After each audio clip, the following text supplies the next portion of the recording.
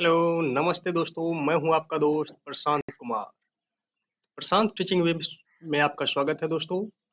तो दोस्तों, जो भाई बहन शिक्षक शिक्षिका बनने की सपना देख रहे हैं, मेहनत कर रहे हैं, मेरी आशा है और मेरी ईश्वर से ये प्रार्थना भी है उसको उसकी सफलता मिले। और तो दोस्तों, अगर आप मेरे चैनल पर नए हैं तो चैनल को सब्सक्राइब कर लीजिए। आपके टीचर प्रतियोगिता परीक्षा के लिए आपको काफ़ी हेल्पफुल हमारी वीडियो मिलेगी, क्योंकि मैं सिर्फ आप लोगों के लिए वन लाइनर क्वेश्चन डालता हूं। और वन लाइनर क्वेश्चन डालने से मेरा ये मकसद है कि जो भी स्टूडेंट मेरी ये वीडियो देखे उसको हमेशा क्वेश्चन सदा के लिए याद हो जाए, ताकि वो आने वाले आगामी परीक्षा में कभी भी उसको ऑप्शन की जरूरत ना पड़े, वो विदाउट ऑप्शन उसको लगा सकता है। तो दोस्तों, चलिए हम शुरुआत करते हैं, अपने मकसद पे आते हैं, अपने लक्ष्य पे आते हैं।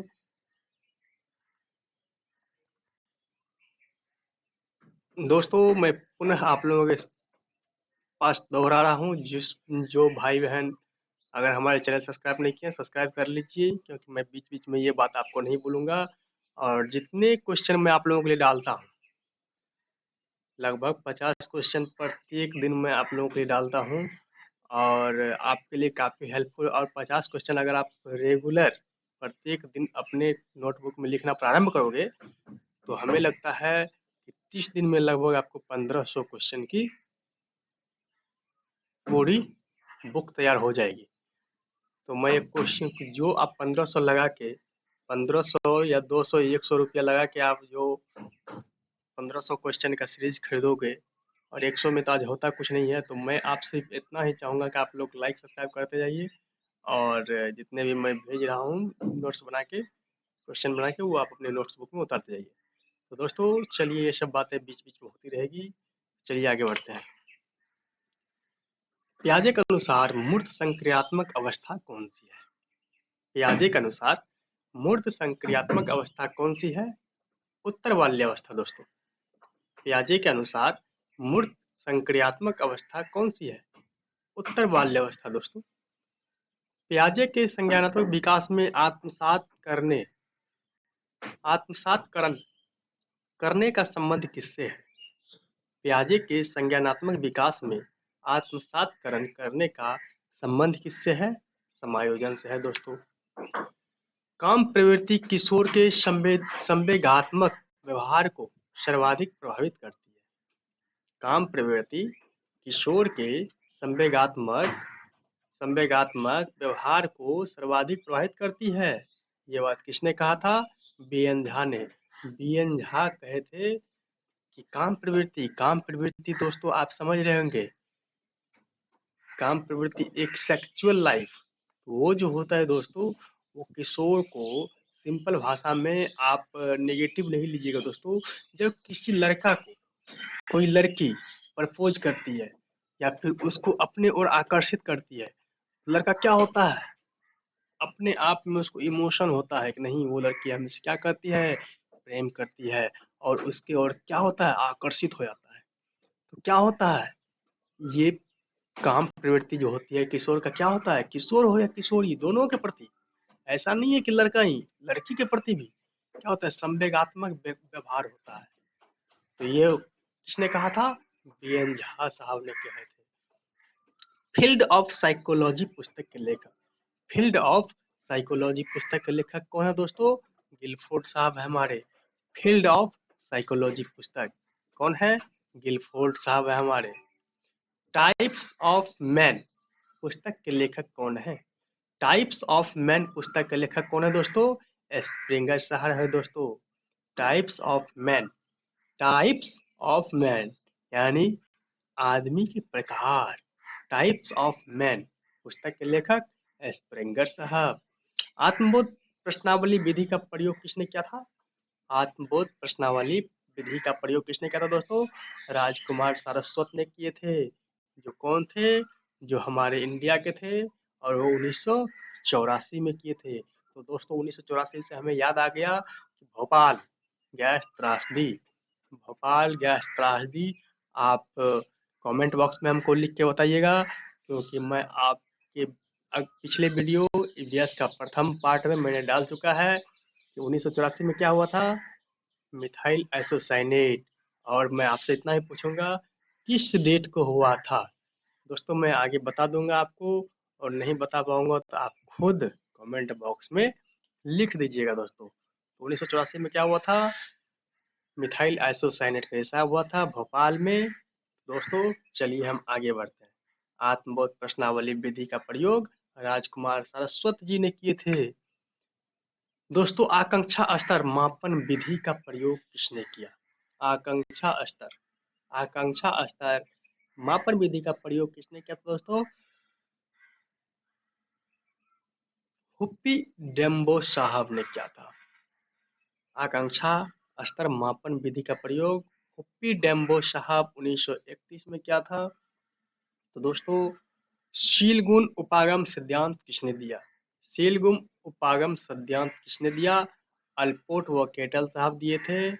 शीलगुण उपागम सिद्धांत, शीलगुण शीलगुण उपागम सिद्धांत किसने दिया, अल्पोर्ट साहब या केटल साहब, दोनों मिल के दिए थे। अल्पोर्ट साहब होंगे आंसर में हमारे पास तो अल्पोर्ट साहब मानेंगे, और केटल साहब होंगे तो केटल साहब मानेंगे। अगर दोनों होंगे तो दोनों मानेंगे दोस्तों। तो शीलगुण उपागम सिद्धांत किसने दिया, अल्पोर्ट साहब या कोटल साहब।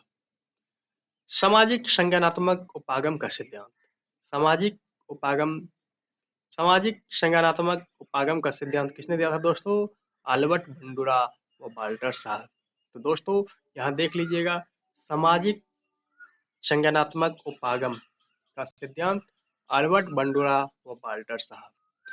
Frames of mind, frames of mind the theory of multiply intelligence.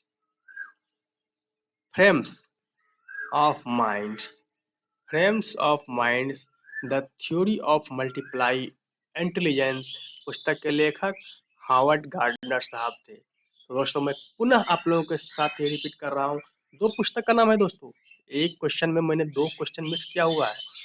Frames of mind, frames of mind the theory of multiply intelligence पुस्तक के लेखक कौन है दोस्तों, हार्वर्ड गार्डनर साहब हैं। शिक्षा की प्रक्रिया पुस्तक के लेखक, शिक्षा की प्रक्रिया पुस्तक के लेखक कौन है दोस्तों, जेरोम ब्रूनर साहब हैं। शिक्षा की प्रक्रिया, शिक्षा की प्रक्रिया कैसी होनी चाहिए, उस पुस्तक में हर चीज का विश्लेषण होना चाहिए। शिक्षा किस प्रकार से देनी चाहिए, किस प्रकार की होनी चाहिए, तो ये किसने लिखा था दोस्तों, जेरोम ब्रूनर साहब ने। विविध पृष्ठभूमियों के अभिकर्ता, अधिगमकर्ता, विविध पृष्ठभूमियों के अधिगमकर्ताओं को संबोधित करने के लिए एक अध्यापक को क्या करना चाहिए। विविध पृष्ठभूमियों के अधिगमकर्ताओं को संबोधित करने के लिए एक अध्यापक को क्या करना चाहिए दोस्तों, विविध विन्यासों के उदाहरण लेने चाहिए दोस्तों। अनेक प्रकार से क्या करना चाहिए, उदाहरण लेना चाहिए। अगम अधिगमकर्ता कौन हो जाएगा दोस्तों, एक बच्चे हो जाएगा।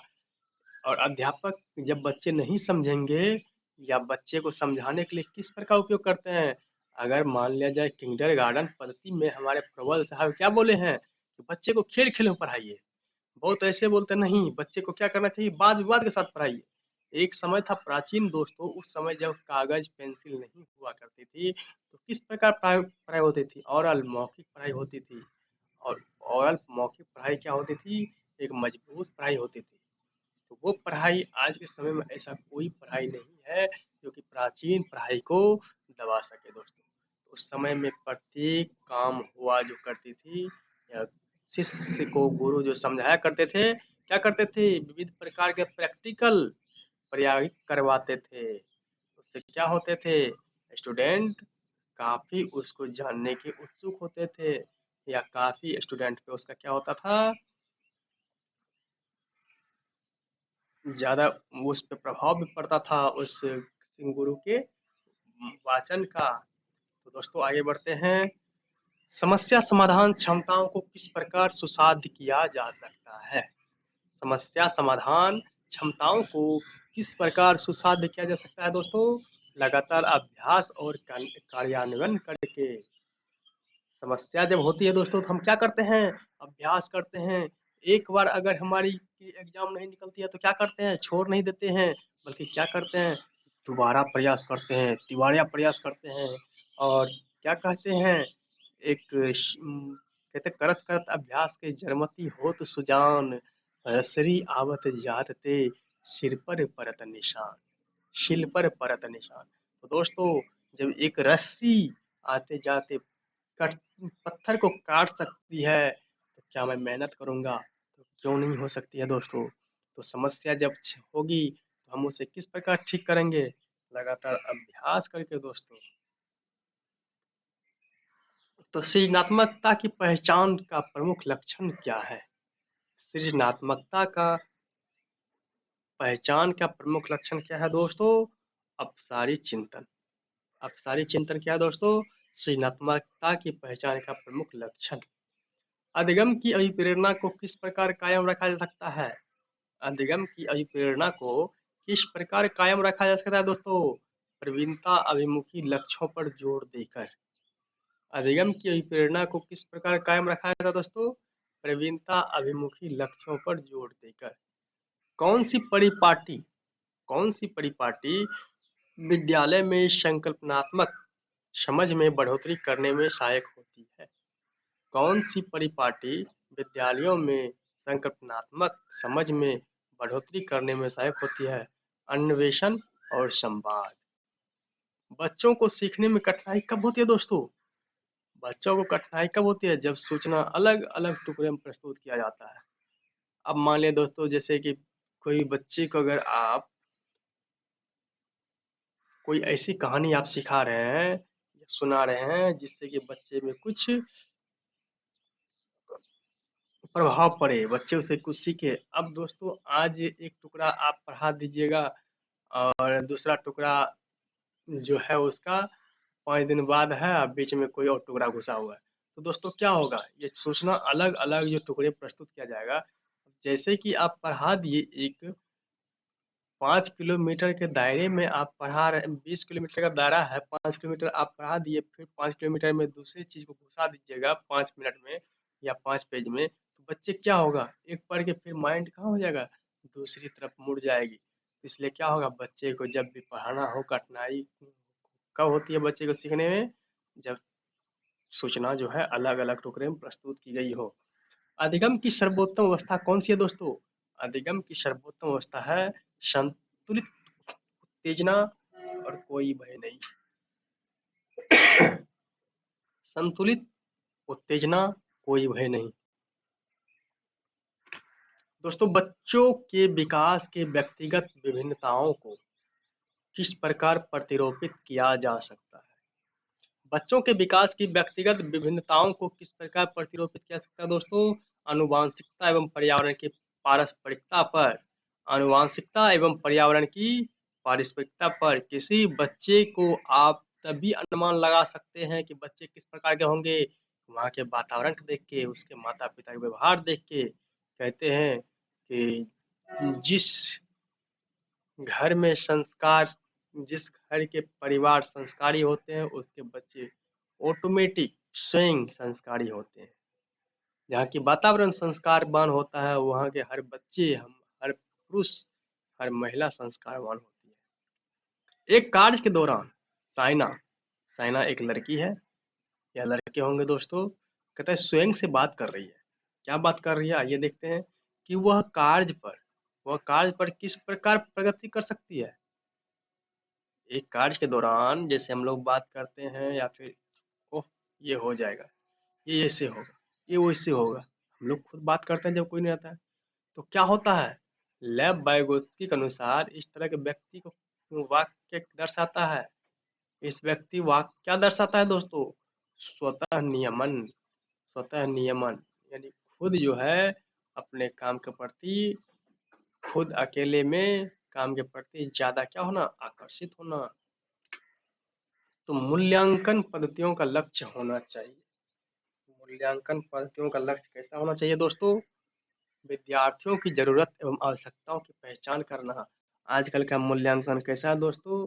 जो जितना लिख दिया या जो जैसा क्वेश्चन लिख दिया उसको वैसा दे दिया। अब चीटिंग करके लिखा, क्या करके लिखा, ये कोई नहीं बता सकता है। तो अभी जो वास्तविक में वर्तमान में जो मूल्यांकन हो रही है दोस्तों, ये क्या है? ये मूल्यांकन को मूल्यांकन नहीं कह सकता है। ये तो बस अभी भी मैं यही देख रहा हूँ, चाहे कोई भी जॉब हो, कुछ भी हो, बस अगर आपके पास है पैसा और आप क्या करना चाहते हैं? करना चाहते हैं जॉब, तो लीजिए और दीजिए, बस यही होती है। दोस्तों, किसी को बुरा ना लगे, जो सच्चाई है वो सच्चाई है। एक प्रगतिशील कक्षा में एक प्रगतिशील कक्षा में क्या होना चाहिए? ज्ञान की संरचना के लिए प्रचुर मौके प्रदान करने चाहिए। एक प्रगतिशील कक्षा में ज्ञान की संरचना के लिए प्रचुर मौके कैसे प्रदान करना चाहिए दोस्तों? लॉरेंस कोहलबर्ग के सिद्धांत के अनुसार किसी कार्य को इसलिए करना क्योंकि दूसरे इसे स्वीकृति देते हैं। नैतिक विकास के चरण को क्या दर्शाता है दोस्तों? दोस्तों, अगर हम कोई भी काम करते हैं तो गांव समाज में, आस पड़ोस में क्या बोलते हैं? देखिए देखिए, इसका बेटा, इसका भतीजा, इसका ये, इसका भाई, इसका फलना, इसका चिलना, क्या कहते हैं? ऐसा काम कर रहा है। तो हम कोई भी काम करते हैं तो अपने आप को क्या क्या करते हैं? पहले अपने बारे में नहीं सोचते, दूसरे के बारे में सोचते हैं। दुनिया हमको क्या कहेगा? दुनिया हमको क्या कहेगा? तो दोस्तों, इस प्रकार अगर हम सोच रहे हैं तो लॉरेंस कोहलबर्ग साहब बोलते हैं, इस प्रकार के इस प्रकार के नैतिक विकास के चरण को क्या दर्शाता है? प्रथागत प्रथागत दर्शाता है दोस्तों। प्रथा हमारी चलती है, और दोस्तों जिसको जो करना है वो ना तो दुनिया का परवाह करता है, क्या सही है क्या गलत है। बस मैं तो यही कहूँगा दोस्तों, कर्म ऐसा करना है ना तो किसी का दिल दुखाए और ना किसी को धोखा मिले और ना किसी को चोट पहुँचे दिल में। कर्म ऐसा कीजिए, लोग को बुरा लगे लोग को बुरा लगे उसकी मानसिक सोच के अनुसार, लोग को खुशी मिले उसकी मानसिक सोच के अनुसार। अगर वो पॉजिटिव सोचते होंगे तो उसको खुशी मिले, और नेगेटिव सोचते होंगे तो उसको भीतर तक दर्द मिले। मैं तो यही कहूंगा दोस्तों। तो जीन पियाजे के संज्ञानात्मक विकास के सिद्धांत में पूर्व संक्रियात्मक अवस्था में विकास का मुख्य गुण क्या होता है? जीन पियाजे के संज्ञानात्मक विकास के सिद्धांत में पूर्ण संक्रियात्मक अवस्था में विकास का मुख्य गुण क्या होता है? विचार या सोच में केंद्रीकरण। विकास का मुख्य गुण क्या हो रहा है दोस्तों? विचार या सोच में केंद्रीकरण। तो दोस्तों, जीन पियाजे के अनुसार मुझे याद आ गया कि मुख्य गुण जो होते हैं, तो वो मुख्य नियम और गौण नियम। जीन पियाजे के अनुसार अधिगम के 3 नियम हैं, मुख्य नियम, गौण नियम। सॉरी दोस्तों, 2 नियम है, मुख्य नियम, गौण नियम। तो मुख्य नियम में कौन आता है दोस्तों? प्रभाव का नियम, तत्परता का नियम, और एक एक दोस्तों आप लोग डाल दीजिएगा क्योंकि मुझे याद नहीं आ रही है। प्रभाव का नियम, तत्परता का नियम, और एक होता है दोस्तों अभ्यास का नियम।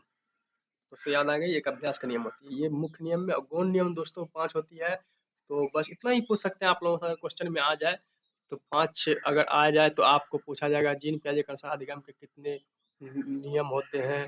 तो 2 नियम, मुख्य नियम, गौण नियम। और गौण नियम में कितने होते हैं? 5। मुख्य नियम में कितने होते हैं? 3। लैब वाइगोत्स्की का समाजीकरण सांस्कृतिक परिक्षेप या अधिगम प्रक्रिया में किसके महत्व पर जोर देता है? लेब वाइगोत्स्की का समाजीकरण सांस्कृतिक परिक्षेप अधिगम प्रक्रिया में किसके महत्व पर जोर देता है दोस्तों? सांस्कृतिक उपकरणों पर। जीन पियाजे अपने संज्ञानात्मक विकास के सिद्धांत में जीन पियाजे अपने संज्ञानात्मक विकास के सिद्धांत में संज्ञानात्मक संरचनाओं को किसके रूप में वर्णित करते हैं? स्कीमा या मनोबंध। संज्ञानात्मक विकास के सिद्धांत में संरचनाओं को संज्ञानात्मक संरचना को किसके रूप में वर्णित करता है? स्कीमा या मनोबंध पर। एक सामाजिक कक्षा में एक समावेशी कक्षा में डॉट डॉट पर जोर होना चाहिए। एक समावेशी कक्षा में डॉट डॉट पर जोर होना चाहिए दोस्तों। हर बच्चे के सामर्थ्य को अधिकतम करने के लिए अवसर प्रदान करने। नहीं दोस्तों, समावेशी कक्षा का अर्थ यही होता है कि प्रत्येक बच्चे को क्या करना चाहिए, उसके सामर्थ्य के अनुसार अधिकतम अवसर प्रदान करना चाहिए दोस्तों। दिव्यांगजन अधिकार अधिनियम 2016 के अनुसार किस शब्दावली का प्रयोग उपयुक्त है?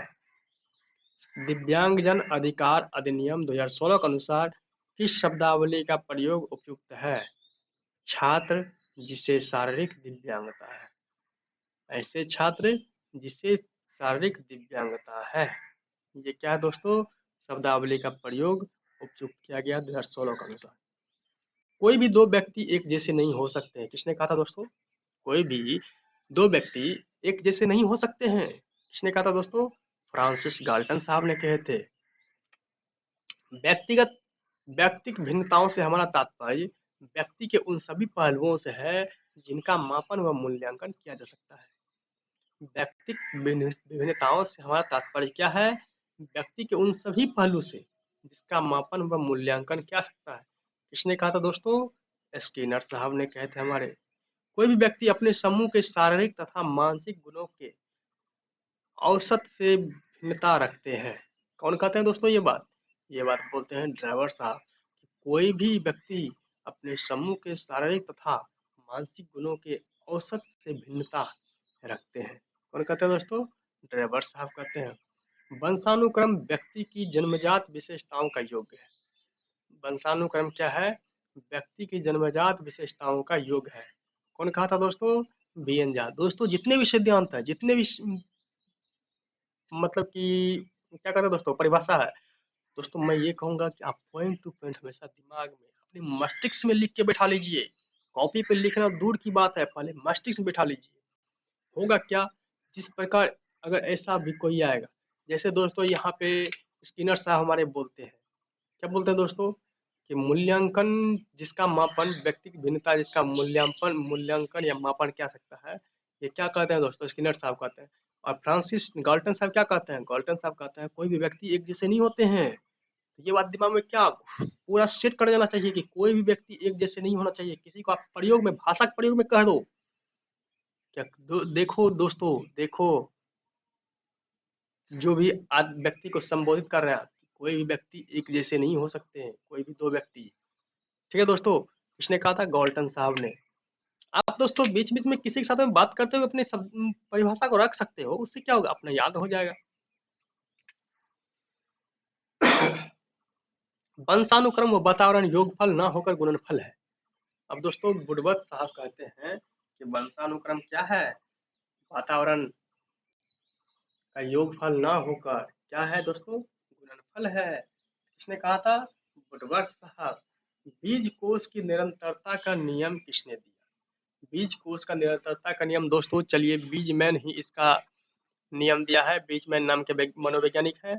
और बीज कोश का निरंतरता का सिद्धांत किसने दिया? इन्होंने ही दिया है। तो मूल शक्तियों पर प्रभाव का प्रतिपादक, मूल शक्तियों पर प्रभाव का प्रतिपादक कौन है दोस्तों? थॉर्नडाइक महोदय हमारे। थॉर्नडाइक महोदय, जिसने कि क्या,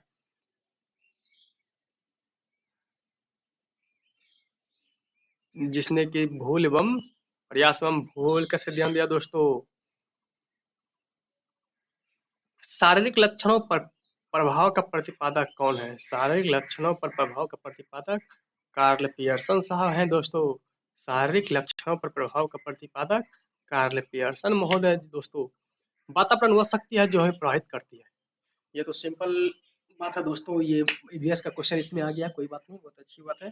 तो क्या कहते हैं कि वातावरण वह शक्ति है जो हमें क्या करती है, प्रभावित करती है। और कौन बोले थे दोस्तों? हमें तो नहीं लगता है आप लोग भूले होंगे, ये हमारे रॉस साहब बोले थे। विकास होता है। विकास किधर से किधर होता है दोस्तों? विकास जब होती है किधर से? सामान्य से विशिष्ट की ओर। दोस्तों जब आप पढ़ते हो A B C D O आ क ख बड़ा खड़ी पहाड़ा, तो क्या करते हो दोस्तों? पहले पहाड़ा सीख लेते हो, तब एक दो गिनना स्टार्ट करते हो? नहीं दोस्तों, पहले हम क्या करते हैं, बचपन से मम्मी सिखाती है एक, पापा सिखाते हैं दो, दीदी सिखाती है तीन, इस प्रकार क्या होती है, हम सामान्य से विशिष्ट की ओर बढ़ते जा रहे हैं और दुनिया हमें इतनी चीज सिखा देती है जिससे हमें जरूरत भी नहीं पड़ती। दुनिया इतनी चीज सिखा देते हैं। तो दोस्तों जैसे कि 10 वर्ष के बच्चे को आप देख रहे हैं दोस्तों, उसके मस्तिष्क में कितना लगभग 60,000 से ज्यादा शब्द उसमें इंस्टॉल हो जाते हैं दोस्तों, उसके दिमाग में फिट हो जाते हैं। तो दोस्तों विकास लंबत ना होकर क्या होता है, बतुलिकार होता है। लंबत ना होकर बतुलिकार होता है, टेढ़ी मेढ़ी होती है दोस्तों विकास। रुकेगी, इधर मुड़ेगी उधर मुड़ेगी, तब ये नहीं कि सीधा, ऐसे नहीं हो सकता दोस्तों। समाजीकरण कितने प्रकार के होते हैं दोस्तों, दो प्रकार के। एक मुख्य समाजीकरण, एक दो गौण समाजीकरण। मुख्य नियम, दो नियम अभी मैंने आपको बताया पियाजे के इसमें। उसी प्रकार समाजीकरण कितने प्रकार होते हैं, दो प्रकार के, मुख्य और गौण। समाजीकरण प्रारंभ होता है, समाजीकरण कब से प्रारंभ होता है दोस्तों, जन्म से प्रारंभ होता है। जन्म होने के बाद प्रारंभ होता है, अपने पारिवारिक सामाजिक माहौल में घुसने के बाद समाजीकरण प्रारंभ हो जाता है दोस्तों। स्वदर्पण का सिद्धांत किसने दिया, स्वदर्पण का सिद्धांत हमारे फूले साहब दिए हैं। मनुष्य सामाजिक जीवन अवधि का सिद्धांत किसने दिया दोस्तों, मनुष्य सामाजिक जीवन अवधि का सिद्धांत दिया था हमारे एरिक्सन साहब। अफेजिया क्या होते हैं दोस्तों, अफेजिया, अफेजिया होते हैं दोस्तों मौखिक रूप से सीखने की असक्ता। अफेजिया होते हैं दोस्तों जो मौखिक रूप से मौखिक सीखने का असक्ता होती है दोस्तों। डिस्थीमिया क्या है दोस्तों, डिस्थीमिया क्या है, गंभीर तनाव की अवस्था है दोस्तों। डिस्थीमिया, डिस्थीमिया क्या है दोस्तों, गंभीर तनाव की अवस्था। सीबीएसई की स्थापना कब हुई थी, ये सिंपल है, ये आप लोग खुद कमेंट में डाल सकते हैं। अगले कल से मैं जो क्वेश्चन डालूंगा दोस्तों, आप लोगों के बीच पीछे से एक क्वेश्चन आपके लिए, दो क्वेश्चन होमवर्क के लिए कमेंट बॉक्स में आपके लिए जगह दूंगा कि आप लोग लास्ट का दो क्वेश्चन आपको कमेंट बॉक्स में खुद बताना होगा, ताकि मैं देखूंगा कि आप पढ़ रहे हो या फिर नहीं पढ़ रहे हो। रॉबर्ट गेने के अनुसार अधिगम का सबसे उच्च स्तर कौन सा है दोस्तों, समस्या समाधान अधिगम। रॉबर्ट गेने के अनुसार अधिगम का सबसे निम्न स्तर कौन है दोस्तों, रॉबर्ट गेने के अनुसार सबसे उच्च स्तर कौन है, समस्या समाधान, और सबसे निम्न स्तर कौन है, तो संकेत अधिगम। प्राचीन काल में मनोविज्ञान का अर्थ क्या होता है दोस्तों, प्राचीन काल में मनोविज्ञान का अर्थ होता था आत्मा का विज्ञान। डमरू पर बंदर का नाचना, डमरू पर बंदर का नाचना दोस्तों किस सिद्धांत पर कार्य करता है दोस्तों, शास्त्रीय अनुबंधन का सिद्धांत। और शास्त्रीय अनुबंधन का सिद्धांत किसने दिया था दोस्तों, कमेंट बॉक्स में आप जरूर बताइएगा, कमेंट बॉक्स में आप जरूर बताइएगा। व्यवहारवादी संप्रदाय के समर्थक, व्यवहारवादी संप्रदाय के समर्थक कौन थे दोस्तों, हमारे पावलव साहब थे। और शास्त्रीय अनुबंधन का सिद्धांत कौन दिए थे दोस्तों, ये खुद आप दिमाग लगा सकते हैं दोस्तों, पावलव साहब। व्यवहारवादी संप्रदाय के समर्थक पावलव साहब हैं दोस्तों। रॉबर्ट गेने कहाँ का निवासी था दोस्तों, रॉबर्ट गेने कहाँ का निवासी था, अमेरिका का था दोस्तों। संज्ञानवादी संप्रदाय के समर्थक कौन थे दोस्तों, हमारे रॉबर्ट गेने साहब थे। संज्ञानवादी संप्रदाय के समर्थक रॉबर्ट गेने साहब। अधिगम का श्रेणी क्रम सिद्धांत किसने दिया, अधिगम का श्रेणी क्रम सिद्धांत किसने दिया दोस्तों, रॉबर्ट गेने साहब। तो दोस्तों आज का ये लास्ट क्वेश्चन है और मैं आपको पुनः पूछ रहा हूँ आपसे, मैंने कमेंट बॉक्स में दो क्वेश्चन का जवाब मांगा है। एक, जो मिथाइल आइसोसाइनेट का रिसाव कब और कहाँ और किस तारीख को हुई थी। और दोस्तों, और मैंने आपसे ये क्वेश्चन पूछा कि शास्त्रीय अनुबंधन का सिद्धांत किसने दिए थे। तो दोस्तों ये मेरा चैनल है प्रशांत टीचिंग वे, ऐसा सिंबल आएगा आपको मिलेगी, और आप इसको जाके लाइक सब्सक्राइब कर लीजिएगा। और हाँ, सर्वप्रथम लाइक करने से पहले, सब्सक्राइब करने से पहले आप महिला, वृद्ध, सैनिक, शिक्षक और किसान का सम्मान कीजिएगा दोस्तों। वो हमारे क्या होते हैं, पालनहार होते हैं, ईश्वर होते हैं।